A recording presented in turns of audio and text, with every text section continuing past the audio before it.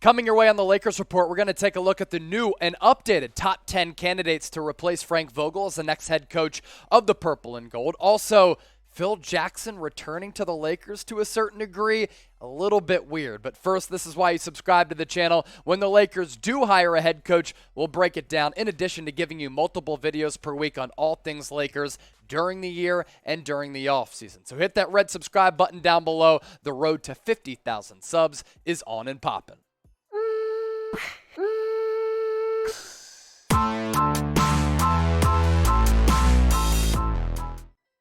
Welcome in to the Lakers Report by Chat Sports. I'm your host, Chase Senior. Hope all of you in Laker Nation are having a phenomenal week as we get ready to gear up for an awesome weekend.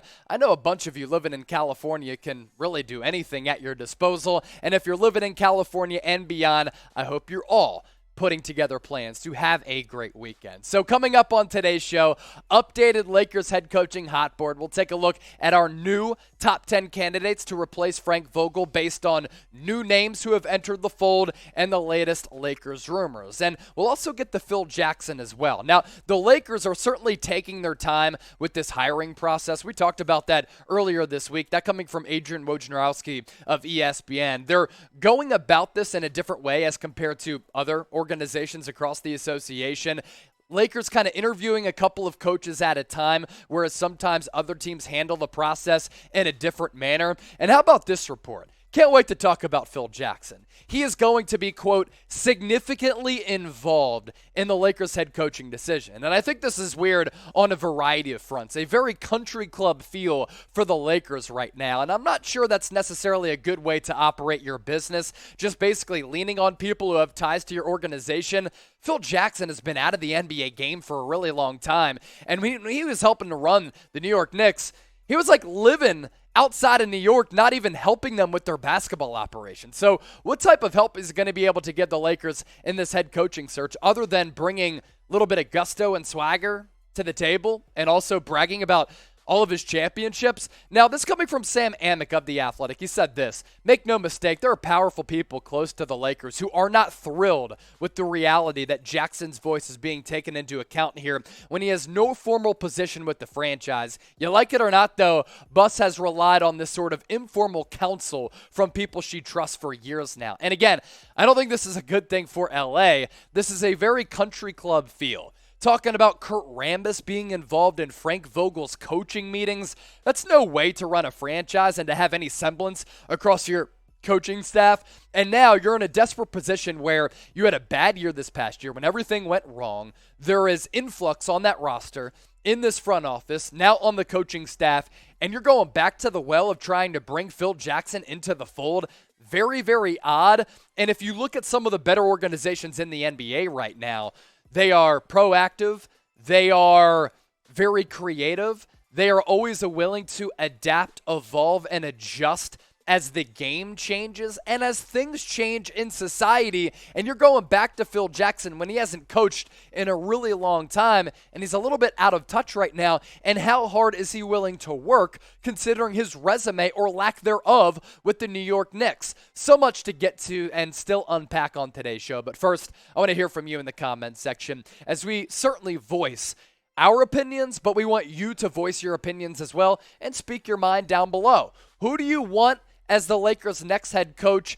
Make sure you get those names in before we break down our updated Lakers head coaching hot board. So without further ado, we're going to take a look at our new top 10 candidates to replace Frank Vogel, some names that we've talked about here on the channel, and some new names as well. So we start off with Juwan Howard, currently the head coach of the Michigan Wolverines. I've said this, I like what he's done, and I love what he's done schematically with that Michigan program, but a couple of his sons are on that Michigan roster. I think all signs point to him returning to Ann Arbor yet again. At number 9, Nick Nurse. Now, I have said this, I think the Lakers should go star hunting. We're talking about Hollywood. We're talking about LA, the city of angels. Go land your A-lister. In terms of a head coach, Nick Nurse would certainly be that. At number 8, Doc Rivers, Philadelphia 76ers. I would have said this: if Joel Embiid was healthy And if the Sixers were at full strength and the Sixers lost that first round series to the Toronto Raptors, even if they were at full strength and they lost in the second round, I think Doc Rivers could be on the hot seat. Now, this coming from Jake Fisher, the 76ers and Doc Rivers do remain aligned on a future together. But I think what's of note here, Daryl Morey did not hire Doc Rivers. So if a playoff flameout happened or if they failed to reach expectations, I think Doc Rivers could have been shown the door because there is not an allegiance between Daryl Morey and Doc, but as of now, looks as though that partnership is going to continue into the future years. We'll get to the rest of this list coming up right around the corner, but first, shout out to BetUS, our presenting sportsbook, for making today's show possible. Head to chatsports.com/Lakers, promo code Lakers125 for a 125% deposit bonus. And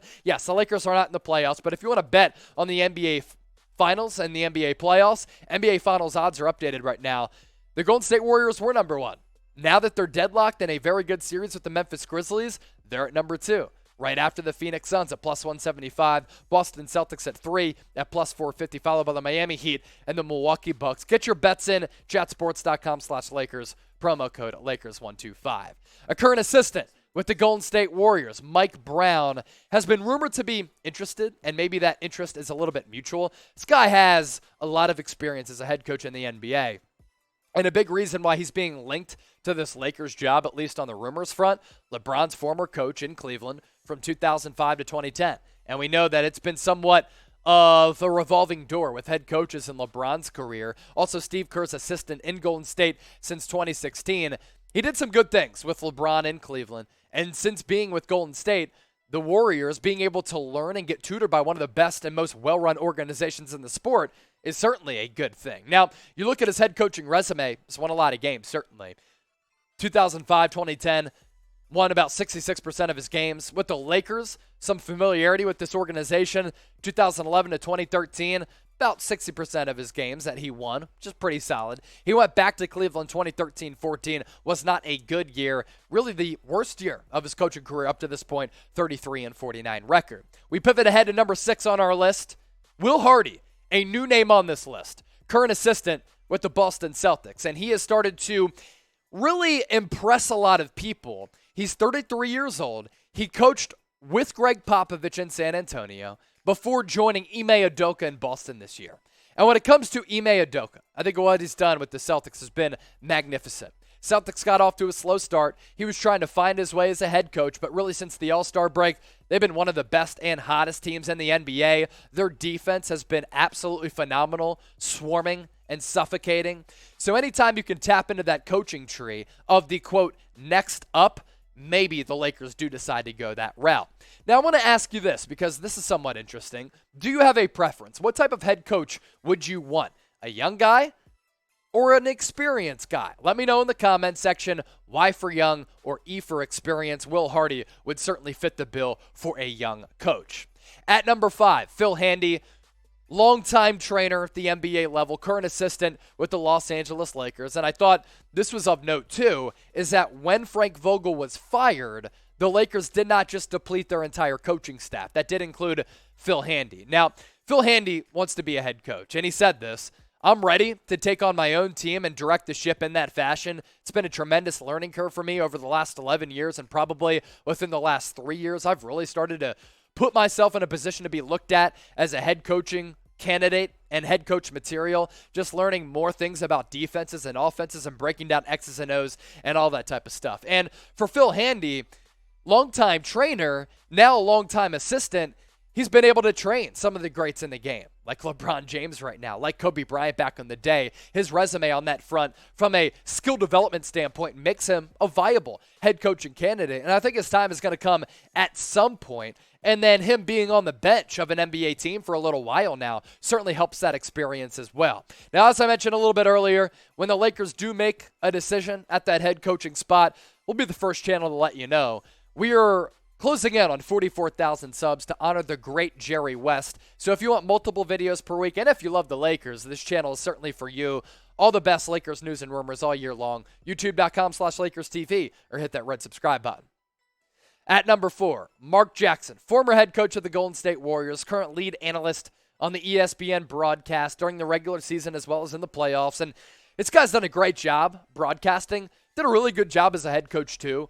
One of LeBron James's favorites, and the fan base seems to really, really like the idea of bringing in Mark Jackson to replace Vogel. He is among the finalists for the Sacramento Kings job, as Luke Walton was fired and then Alvin Gentry filled in for him. Looks as though he's going to assume more of a front office role in Northern California. Jackson, I think, deserves to be back in the NBA. 3 years with the Golden State Warriors, did a lot of really good things. That last year they won more than 50 games, went out in the first round of the playoffs, and that's why they decided to move on, pivot, and hire Steve Kerr. But look, a couple years away, we saw how that benefited Jason Kidd. Could it benefit Mark Jackson? I think so. He was a smart player, a good coach, and a very good basketball analyst. He's had his eyes peeled on the current game for a long time now. At number 3, a Nick Nurse assistant. And Nick Nurse has been able to develop a lot of really good coaches. That's where the T-Wolves went. They tapped into that Toronto Raptors well. Adrian Griffin, he's landed a couple of head coaching interviews and is looked at as a very, very viable head coach at some point in his career. The Lakers, according to reports, did request an interview with Griffin on Wednesday. I believe his son played for Duke, and he's probably going to be a first-round pick. Currently is Nick Nurse's top assistant in Toronto, over a decade of experience as an assistant head coach. So, you look at some of the inexperienced guys on this list, Griffin would not be that. He certainly has a lot of experience at his disposal on the resume. His stops include the Milwaukee Bucks, the Chicago Bulls, the Orlando Magic, the Oklahoma City Thunder, and the Toronto Raptors. OKC Toronto, very good in the player development department. Level of interest in Adrian Griffin. A recent interview request from LA to Toronto. Scale it for me from 1 to 10. 1, don't like him. 10, all in.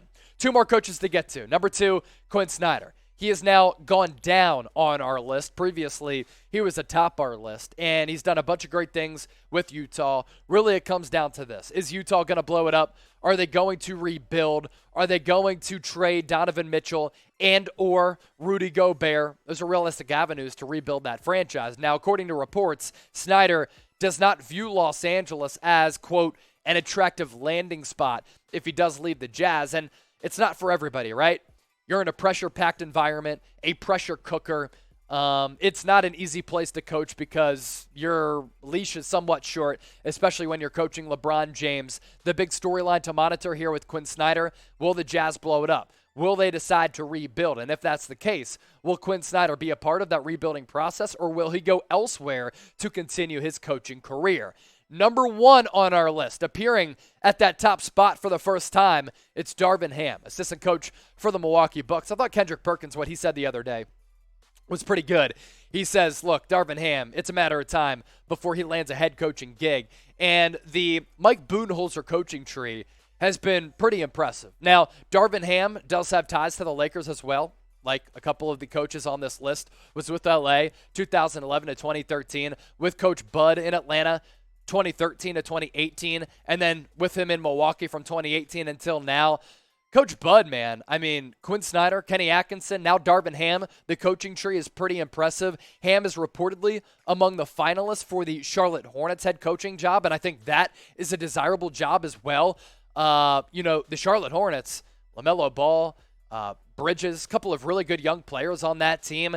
They have made the NBA play-in tournament the last 2 years. They moved on from James Borrego, and they're in a position where they're getting this close to actually cracking the playoff spots in the Eastern Conference after being in the play-in tournament the last couple of years. And as I said, the Coach Bud tree, it's impressive. And Darvin Ham is going to be the next coach to come from that Coach Bud coaching tree. The experience is certainly there, and I'd be really high on the idea of bringing in Darvin Ham. I think he could certainly move the needle in terms of name value and him just being an overall really good coach.